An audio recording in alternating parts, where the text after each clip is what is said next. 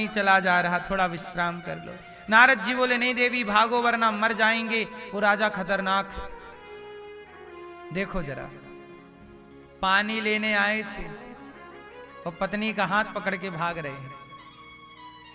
अब इनके छोटे छोटे बच्चे चिल्ला रहे हैं भूख लगी है, भूख लगी है। भागते भागते घंटों हो गए, थक गए, भूख लगी है, बच्चे चिल्लाए।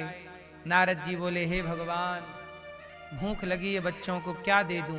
तभी दिखाई पड़ा कि नदी के उस पार एक गांव है। बोले उस गांव में यदि हम पहुंच जाएंगे तो हमें कुछ खाने को मिल जाएगा। अब वहां पर नारद जी नदी पार कैसे करें?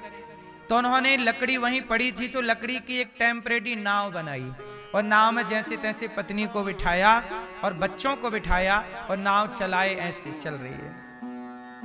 अब देखना जरा, जैसे ही नाव बीच नदी में पहुंची तो नाव बिखर गई, क्योंकि बहुत सारी लकड़ियों को जोड़ के बनाया, कोई गांठ वाठ खुल गई, सब लकड़ी अलग हो गई।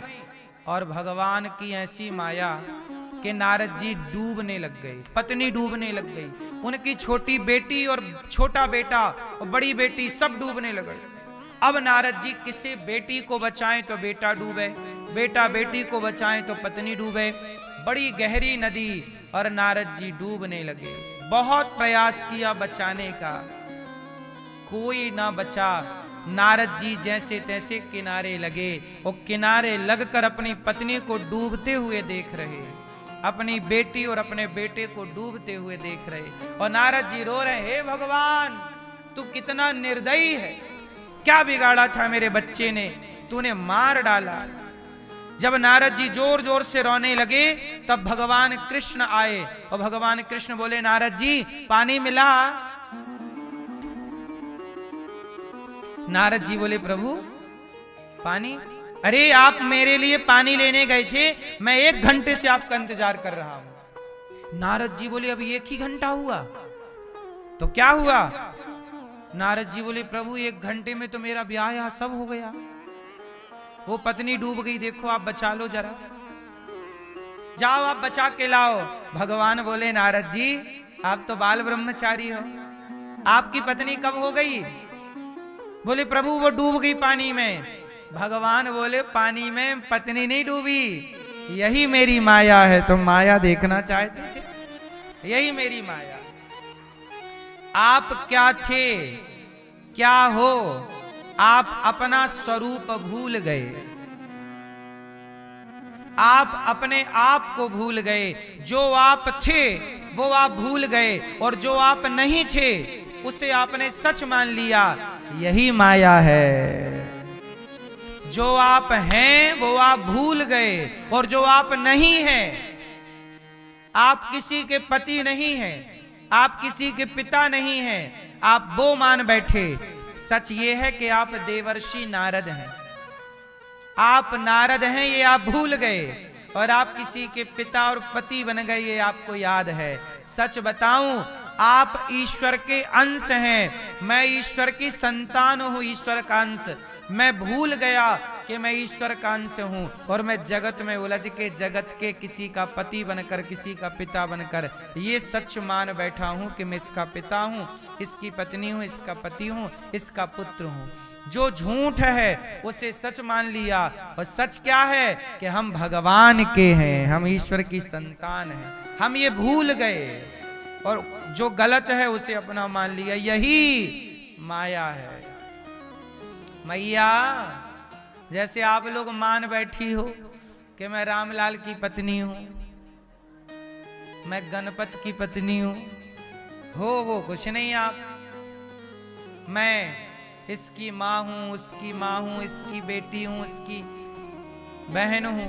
कितने सारे संबंध जुड़ जाते हैं संसार में, क्यों? इन संबंधों के माया जाल में हम ऐसे उलझ जाते हैं कि जो असली संबंधी हैं हमारे भगवान, हम उन्हें भूल जाते हैं इन संबंधों के चक्कर में। क्यों भूल गए? माया का पर्दा है, माया का प्रभाव है।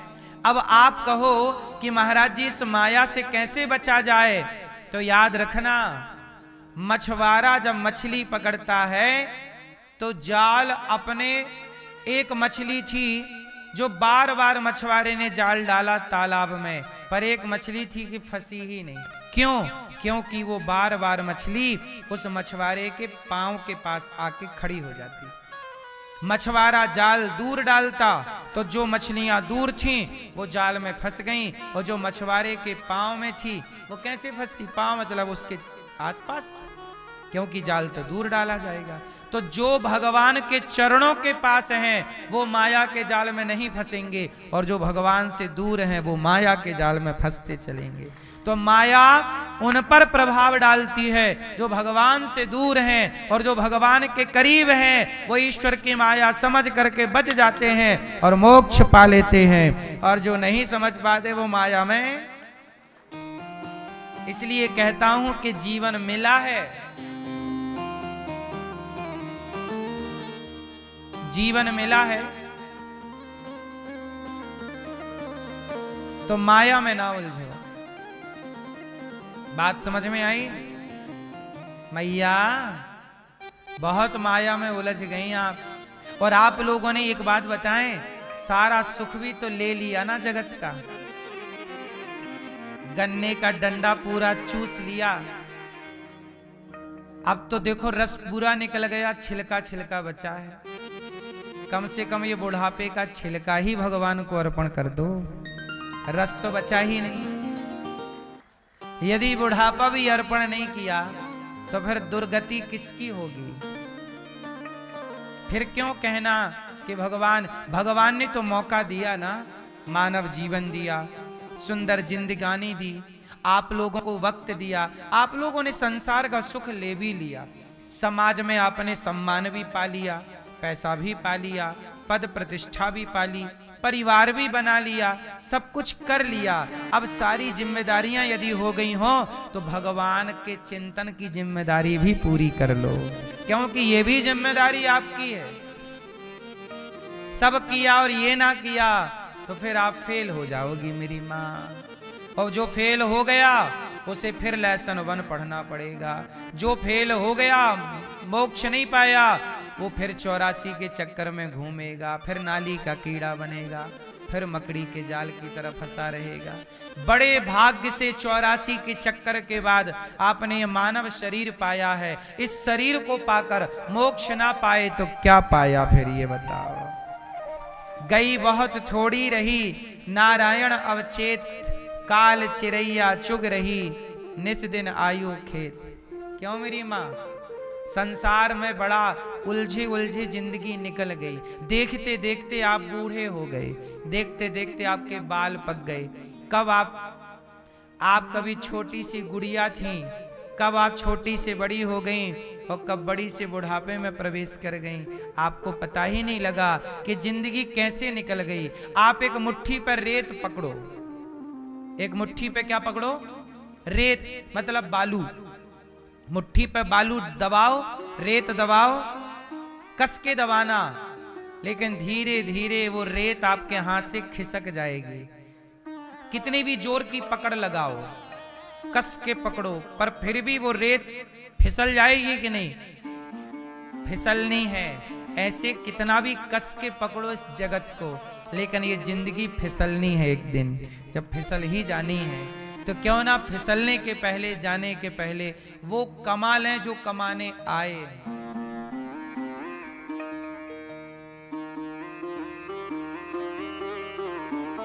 हाँ, क्या लेके आया बंदे, क्या लेके जाएगा, क्या लेके आया बंदे, क्या लेके जाएगा। 2 दिन की जिंदगी है, 2 दिन का मेला।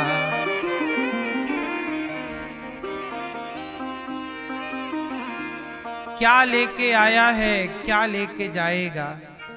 जिंदगी देखो, आप लोगों का तो सब प्लस प्लस है। अब अपन लोगों ने जिंदगी में सब तो देख लिया, क्या बचा बाकी? अब बताओ, आप लोग बताओ, क्या और देखना है? अब सब तो देख लिया, संसार का हर सुख पा लिया, अब पा लिया है तो अब पूर्ण समर्पण भगवान में हो जाए, शरणागति हो जाए। इसी से संभलेगा मेरा भी जीवन, आपका भी जीवन। क्यों हम उलझे रहें जगत में।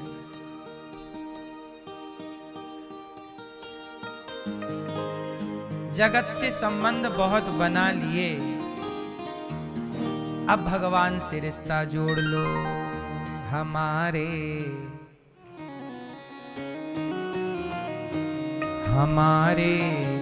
दो ही रिश्तेदार। आप लोगों ने तो पूरी बाजार लगा रखी।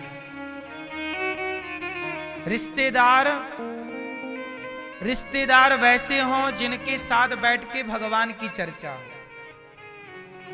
दोस्त फ्रेंड सर्कल वैसा हो जिनके संग बैठ के चर्चा किसकी हो। चलो आज वृंदावन चलते हैं, ऐसे दोस्त होने चाहिए। चलो आज सत्संग करते हैं, ऐसे दोस्त होने चाहिए। ऐसे ना हो कि चलो आज शराब पीते हैं, चलो आज किट्टी पार्टी में चलते हैं। ऐसे ना हो कि आप जगत में उलझे रहो, है ना मैया। आजकल तो हमारी कुछ मैयाएं भी दारू पीने लग गई हैं, सुना है मैंने। सही है कि गलत है? चाय में मिलाती हैं। आपने चाय में मिला पिया है? नहीं, हम आपसे पूछ रहे हैं कि कुछ महिलाएं दारू पीने लग गई। ये बात सुना है मैंने, सही है गलत राम जाने। सही है। अब सोचो कि महिलाओं की भी संगति बिगड़ गई, पुरुषों की तो बिगड़ी ही थी। अब महिलाएं भी मैयाएं भी बिगड़ जाएंगी, पुरुष भी बिगड़ जाएंगे, तो इस देश का क्या होगा।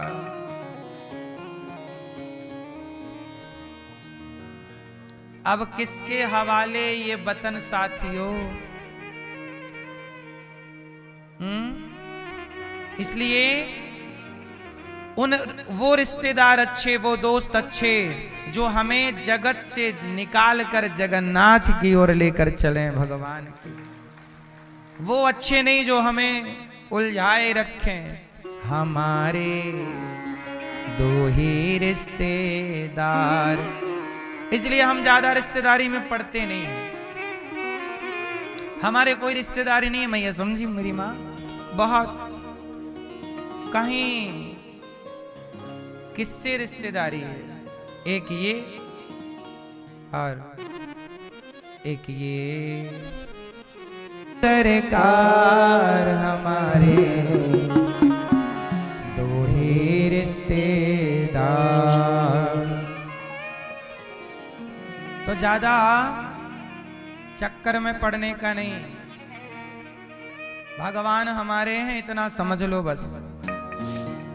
भगवान को नारद जी को भगवान ने क्या दिखा दी? अपनी माया। माया बड़ी प्रबल है, सबको पकड़े बैठी है माया। भगवान में मन लगेगा तो माया से मन हटेगा, तब माया आपका प्रभाव। इसलिए जिनकी आंखों में माया का पर्दा पड़ा है, इसलिए तो वो कहते हैं कि भगवान कहाँ हैं। मंदिर में भगवान नहीं दिखते, मूर्ति दिखती रहती है। माया का पर्दा हटेगा तब थोड़ा भक्ति का प्रभाव पड़ेगा, तब कुछ दिखेगा, वरना तब तक तो व्यक्ति अंधा है। आपको क्या लगता है आपकी आंखें हैं? अरे जिन्होंने जगत को देखा, जगत में जगन्नाथ को ना देखा, वो सब अंधे ही तो हैं। उन आंखों का क्या जिन आंखों से भगवान का दर्शन ना हो। उन